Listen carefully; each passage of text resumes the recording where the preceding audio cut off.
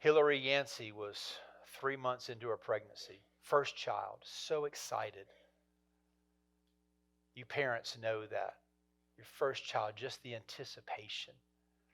And you start thinking ahead of what life is going to be like with this new baby. Wondering what they're going to look like, what they're going to be like. What's life going to look like? There's anticipation, there's nervousness. And a lot of times when people ask, like, what do you want, a boy or a girl? A lot of times parents will say, I don't really care. I just want a healthy baby. You'll hear dad say, I'm going to count their fingers and toes. Make sure they have 10 of each.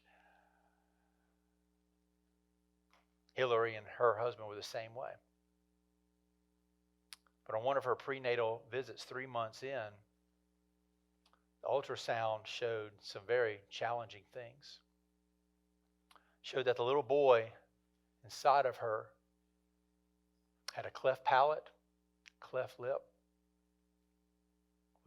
didn't have a right eye, and they could already tell there were some complications going on the inside that would cause them major respiratory issues in their life.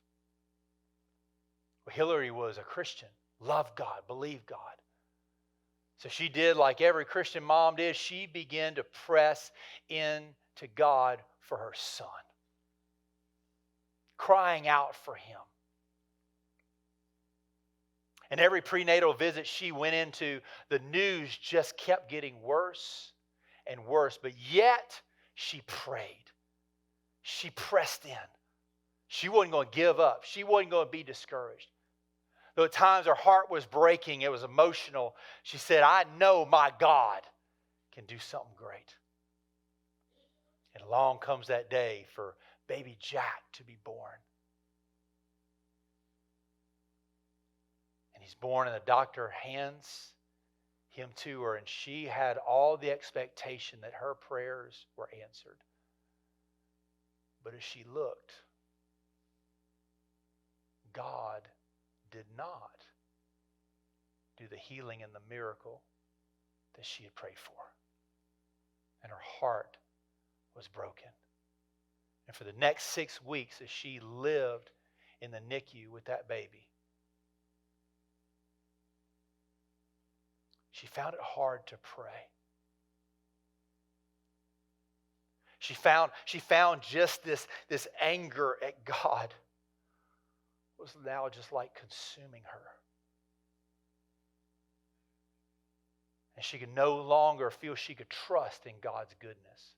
And as the months and years went by, with all the complications of Jack's health issues and all the surgeries, her doubts and disappointments just continued to build. She faced the struggle that we all do when God doesn't do things in the way that we think that He should. She actually wrote a book about it, and I put it in your handout, called Forgiving God. And she talks about this whole entire journey of all the highs and all the lows, and just her walk away from God and her finding her way back to God. She talks about all the things that we've talked about the last 2 weeks of just pouring out complaints to God. But yet something inside of her kept telling her God was the answer, though she was very, very angry. And she found out the true healing for her, which is what we're going to discover today. In our series, we've learned that there are some difficult things that can happen in our journey that shake our faith. And they can cause us doubts and disappointments. It's those big why God moments. Why didn't you? Why did you? You could have. What happened? I hear all these sermons about how good it's going to be. I have people telling me Jesus is just going to make everything right. So why not, God? Why not me? Why not now? And those questions that we have, when they go unanswered, we can have doubts and disappointments. It leads to just that doubt just keeps growing. It's like that snowball rolling downhill that just gets bigger and bigger. And it keeps rolling faster and faster.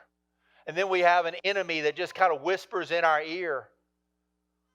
And some go so far because those doubts aren't resolved that they walk away from the faith. They just can't take it anymore. If God's not for me, then I'm not for him. And they actually leave God. What we want to do in this series is address this very real issue. If we're not careful in church, we can kind of stay with the safe issues, can't we? We can kind of talk about things it's okay to talk about. There's some things we just don't go there. I would disagree. That's what church is for. Church is to provide real answers to real questions. We learned that with Thomas last week. That he got this name, this identity of Doubting Thomas. Because he didn't believe what the disciples said that Jesus was alive. And he just said, unless I see it, I ain't going to believe it. And he's got a bad rap, but how many of us are kind of the same way? I got real questions. I got some real issues I don't understand. And church is the place where we talk about those things. It's a safe place.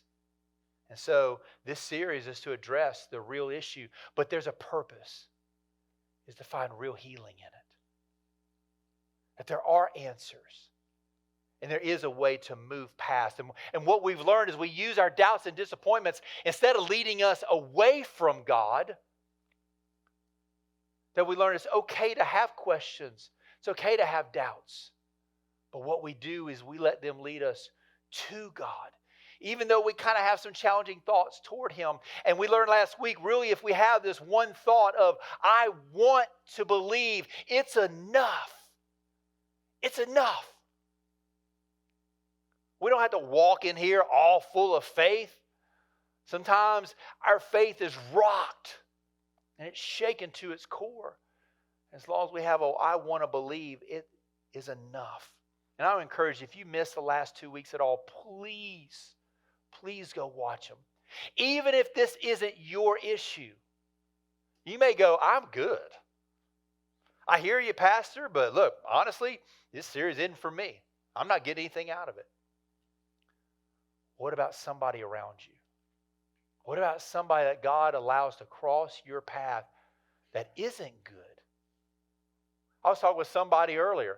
We were kind of talking about, hey, this series really hasn't done a lot for us. But because we walk with people that have had different experiences than us, we understand this is a real issue. We're always ready to meet people at their need, and we're never going to use just canned phrases. We're never going to use a TikTok quote to solve somebody's problem. We're not just going to throw out a Bible verse like a zinger. We're never going to say things like, you just need to get over it. We're not just going to say, well, it's all good. It's going to be okay. In their heart, it ain't okay. So what do? We come alongside people in their journey, and we walk with them, and we help them find real answers to their questions and find true healing to their hurts, their doubts, and their disappointments. But as we dive into today's message, I want you to check out this thought. Is that what you think about God determines your expectations of him? And can I talk about Christians just for a moment? And I'm going to throw pastors in this bucket too. Sometimes we're real good at throwing out the best case scenario. Sometimes we're real good about everything's going to be all right. If you have Jesus, it's all good. Nothing bad's going to happen. And we're kind of doing a sales job on people. We got to like our pitch because we want another one in heaven. Kind of another one on the scorecard. And we kind of even set people up for failure. Sometimes we do that to ourselves. And look, I probably have been guilty of it. I may have given empty promises to people, and what it does, it gave somebody a thought about God when God doesn't operate exactly that way. Their expectation is met with disappointment because God didn't do what they were told God was going to do. And that leads to this next thought, is that when God doesn't act the way you think he should, it can lead to feelings of disappointment, to doubt, and a loss of trust. You may feel God let you down. In fact, you may find yourself doubting God just like Hillary did. I cried out in prayer. I did everything I was supposed to. Why, God, did you not heal my son?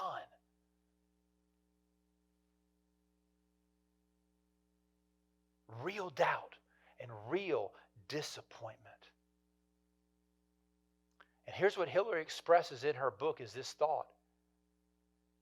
Is that when we blame God or disappointed, what we're basically saying is, I no longer trust you. I don't trust you with my life. Now, we may go, well, God knows best. We can kind of throw that out there. Or we can say, I know he doesn't make any mistakes. I know he doesn't do anything wrong. I know God's perfect. But on the inside, we feel disappointed because he didn't act the way we thought that he should. Some people even to get to the point they feel like they are betrayed by God. They feel God said something, or somebody told them something about God and it didn't happen, and they actually feel betrayed about God.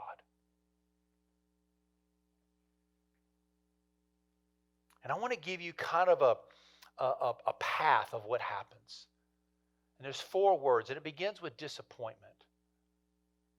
Because when God doesn't act the way we think he should, it leads to disappointment. And if that doesn't get reconciled, it leads us to doubt. And if that doubt can continue to grow, it leads to now distrust. We're not trusting God. I may show up at church. I may keep reading the Bible. It's like I never pray, but yet I'm not sure if I really can trust him. In other words, I don't know if that word that I'm reading, that Bible, is really for me, whether I can really count on it. And then it leads to really the worst thing of all. It leads to be disconnected from God. God's supposed to be with us and I'm with him, but now there's this separation that begins to happen. And that's what Hillary describes in her journey. She no longer felt connected to God. She no longer felt close with God. She no longer thought he was with her or for her. And there began this chasm that created. And she felt farther and farther away from him. And I want you to see this very challenging thought, is that we can actually lose connection with God in the moment we need him the most.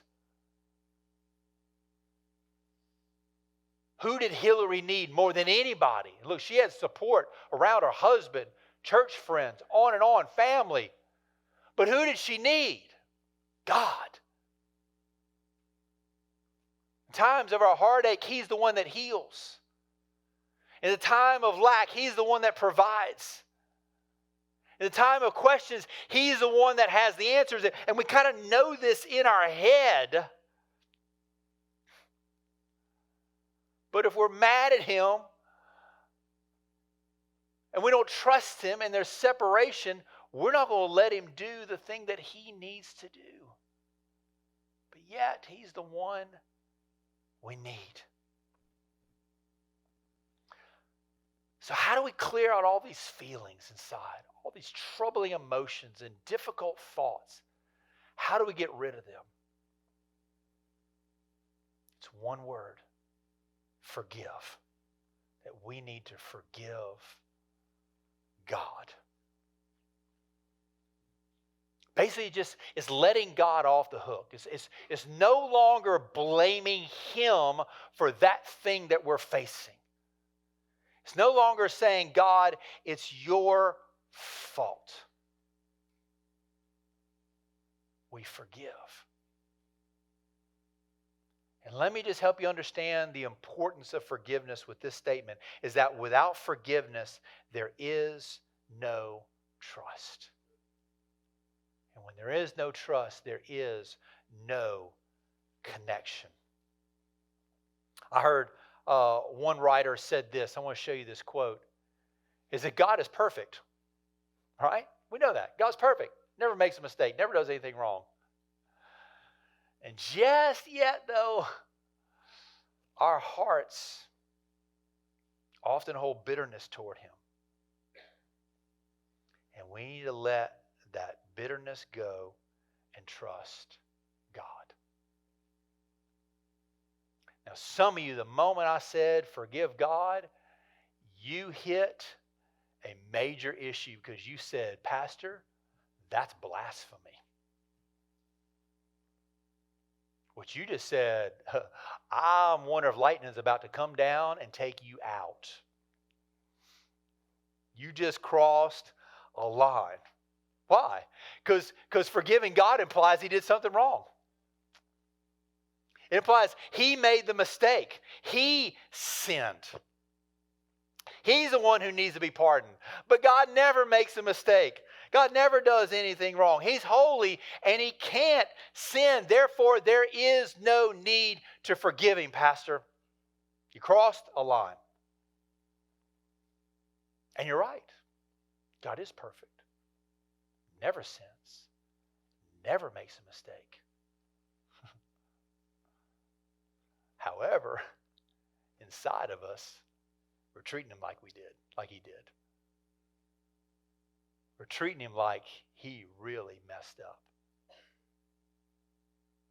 Inside of us, we can live in our knowledge of truth that God is perfect, never makes a mistake, but yet there's a voice crying out on the inside, but you, God, you did this. You didn't stop that from happening. You could have. Why didn't you? That's the issue we have to deal with. Remember, what you think about God determines your expectations of Him. And we've got to get this resolved. 2 Corinthians 5:20 says this. It says, we beg you on behalf of Christ to be reconciled with God. Why would there need to be a reconciliation? A reconciliation is people who are supposed to be together, that something separate them. And they need to reconcile. They were together, but now they're not anymore. They need to be brought back together. There was something that separated. Now, we know, obviously, sin separates. Sin separates us from God. So we can be living a life doing whatever we want to do, but it's not God's way. It separates us from God. We know that, and we know we need to confess it and we repent. Sometimes, though, that separation happens because of our feelings toward God and what He should have done, but He chose not to do. So let me give you kind of a real simple definition of reconcile. This isn't in the dictionary, but I want you to catch the big thought. Is that to reconcile means to become friends again. See, we acknowledge Him as God. We come in here and we're worshiping, we're singing.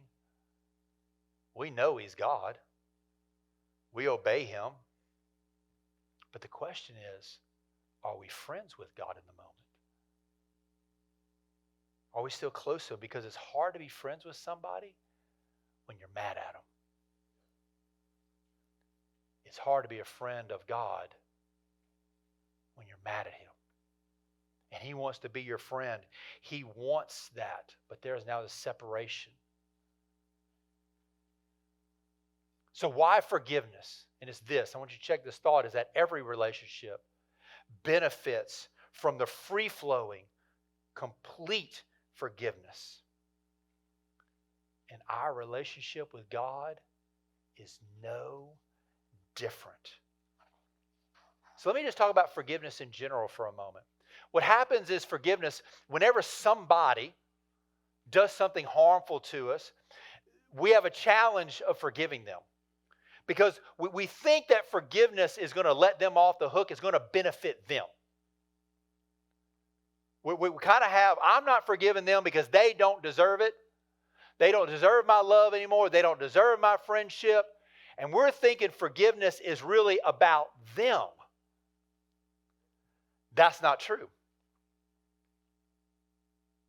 What's forgiveness? See this on the screen, is that forgiveness is the design to heal the one who's hurting, the one who's wounded, me. Forgiveness isn't about them. Forgiveness is about me. Why? Unforgiveness is the thing tearing me up. They make it care less, but it's eating us alive.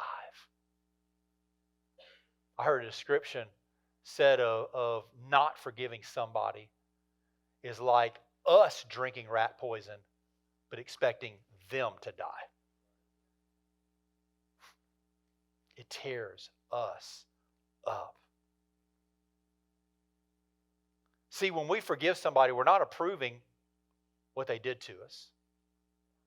We're not saying we agree with it. We're not saying it was acceptable.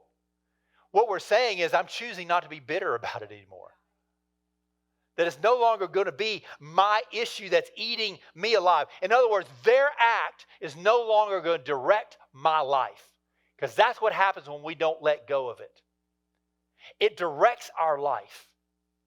It determines the way our life goes when we hold on to it. It's kind of like a ski boat. I don't know if you've ever been water skiing. The only way you go is by holding on to that rope. And for those of you who ski, you know that dude can jerk you around and mess you up, those waves. But you have a choice. You can keep holding on to that rope and letting that boat take you wherever it wants to go. Or you can let go. You let go of it. That it no longer directs and determines your life. See, we forgive somebody, what we're saying is, I'm going to live in freedom.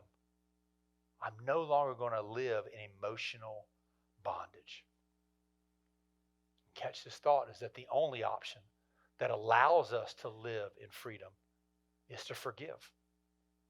We forgive that person who disappointed us, even when that person is God. And this is where our theology collides with our feelings, doesn't it? Our theology is right, but what we learned the first week is our feelings are also real, and they have to be acknowledged, and they have to be dealt with. And that's what we're dealing with in this series, is those feelings. And so God created forgiveness to heal us of this pain that's going on inside. And sometimes even forgiving God is necessary to heal that relationship with Him and restore intimacy and trust. Now here's the truth. God doesn't need my forgiveness. He hadn't done anything wrong. The forgiveness is for me because I feel like He did wrong. And that's the issue. Now, coming up in here in church, if I asked, ask you to raise your hand, and by the way, don't do it, and I said, now who in here is angry at God? Come on, who's mad at Him? I'd get no hands raised. Because nobody's going to be like, oh, I ain't admitting that. Are you kidding me? There ain't no way, Pastor, I'm going to tell you that. But let me remind you why church. It's a safe place. It's a safe place to deal with the reality of our life. And can I just tell you about Livingston Church for a moment? Because some of you may have had a very different experience with other churches and other Christians and other pastors. And I want to say I apologize for that. I'm so sorry you experienced that. It can be so hurtful. Christians can be some of the worst. So critical, so judgmental, so dismissive. And I just want to tell you the environment we have worked real hard for Livingston Church to be.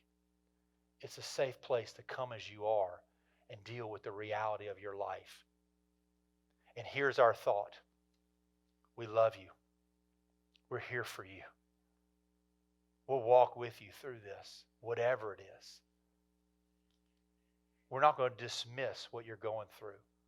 We're not going to diminish it. No, we're here for you. And I want you to know if today you have any thoughts of God's the issue, this is a safe place for you to deal with it. That's why this series, that's why we do everything that we're doing, because and really God doesn't want that issue holding you back from Him any longer. And we are here for you. Please don't let embarrassment keep you from healing. Please don't do it. And you may go, how can I admit it? I promise you it's safe. I promise you nobody's going to judge you. Nobody's going to kick you out.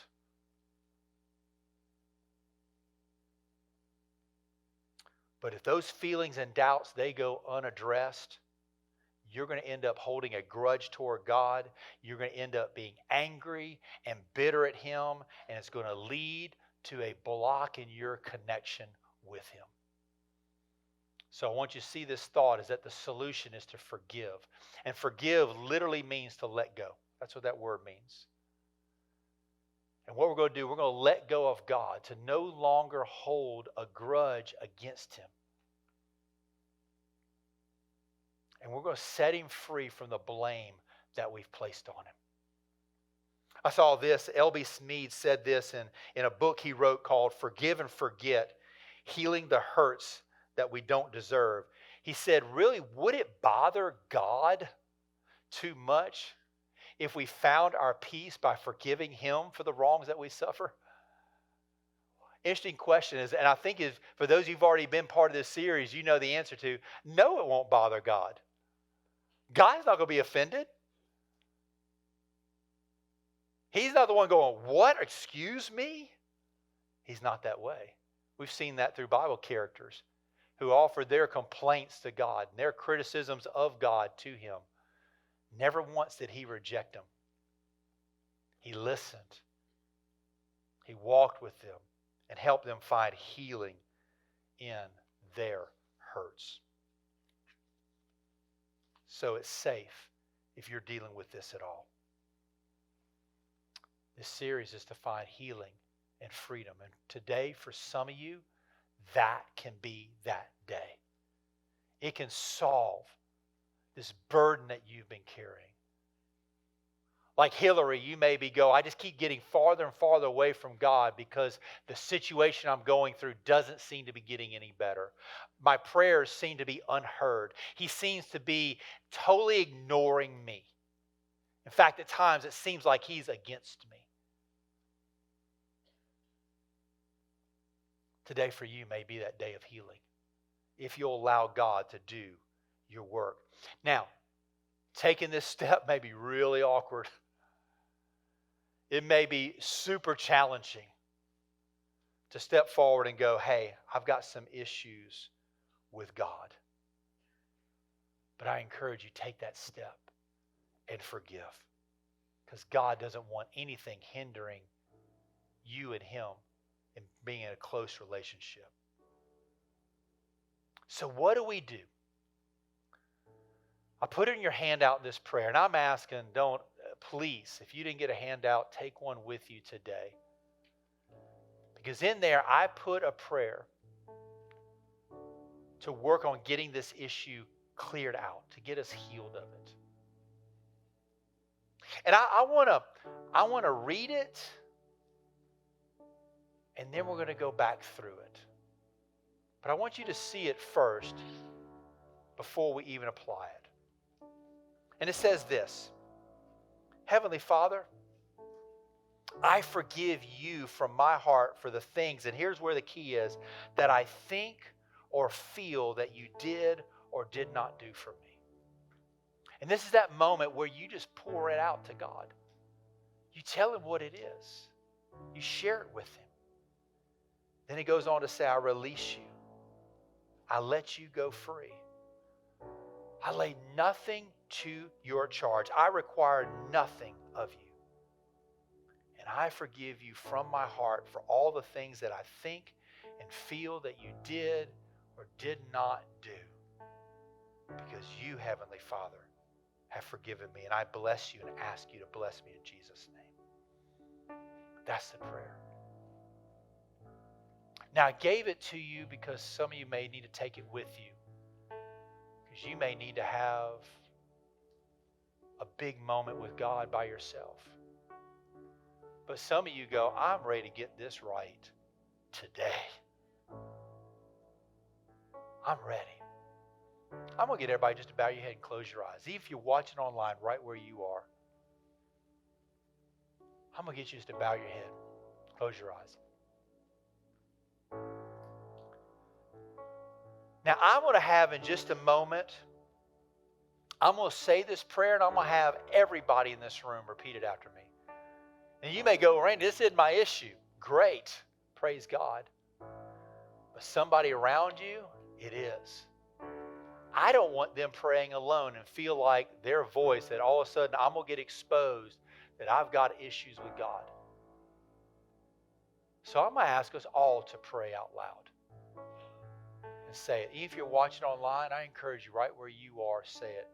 I want you to repeat after me. Say, Heavenly Father, I forgive you from my heart for all the things that I think or feel that you did or did not do for me.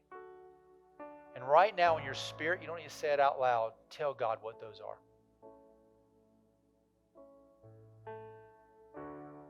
Just tell him. He can handle it. Let him go free.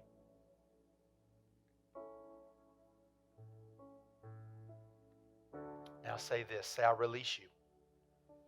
I let you go free. I lay nothing to your charge. I require nothing of you. I forgive you from my heart for all the things that I think and feel that you did or did not do, because you, Heavenly Father, have forgiven me. I bless you and I ask you to bless me in Jesus' name. Amen. I'm going to ask all of our prayer team to come forward. Our prayer team is going to be standing on the sides of the altar. Why is our prayer team up here? Because we want to walk with you in that journey. We want to help you with it. You may go, okay, I prayed that prayer, but I got some deeper things I need to deal with. I need more help with this. That's what our team's available. In just a moment, I'm going to dismiss service. But what I'm asking is you don't leave today without getting this issue reconciled. Or maybe it's something else. Maybe you need prayer for something else. Maybe there's questions you have. Maybe you just want to talk about it more. Our prayer team is here for you. We've also left the middle of this altar open. Maybe you just need to come and spend some time with God on your own. Maybe you need to take that prayer and the handout and you need to come up here and you have a moment with God by yourself. That you let it out. Can I beg you, don't leave today without getting all that you need. That's what church is for. That's why we are here. Maybe you just want to stay in the room a little longer. Maybe as our worship team sings, you just want to stay in the presence of God. This room is available for you to stay as long as you need to. You'll see a cross over here. We have some prayer cards right by it. Maybe you have some prayer needs that you want our prayer team praying about. Please let us know. Put it on that cross, because this week we're going to be praying over those needs.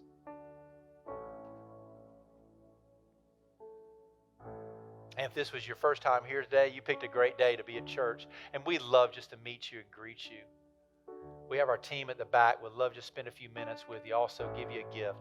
Just a small way to say we really appreciate you. But before we dismiss, I want to bless you. I'm just going to get everybody just to stand up right where you are. Even if you're watching online, if you can stand right where you are. But I want you to do this. I just want you to place your hands out in front of you. And let me, as your pastor, just bless you for a moment. Father, I bless my friends in this room, oh God. Lord, I bless them with your grace and your mercy. I bless them with all of your love in Jesus' name. I bless them with your goodness and your fullness. I bless them with healing.